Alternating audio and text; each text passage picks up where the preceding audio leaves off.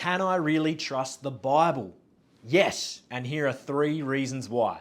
Part 1. Let's zoom in on the 4 Gospels, Matthew, Mark, Luke, and John. These are the 4 books that record the life and teachings of Jesus. Now, the whole Christian faith hangs on who Jesus is and what he said and did. So let's go right for it. Why can you trust the Gospels? Reason number 1, they were written by eyewitnesses, or by people who spoke to eyewitnesses, people who actually saw and heard what Jesus did and said.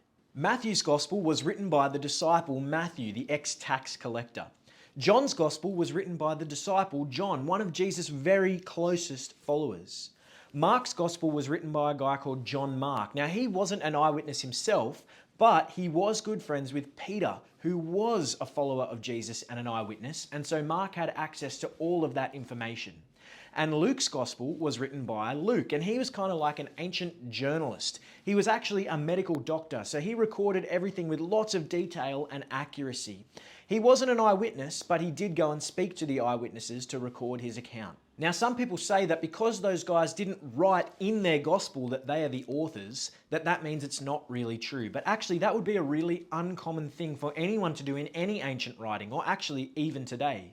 You might do it if it was a letter, but the Gospels aren't letters. They're ancient biographies that tell the story of Jesus' life.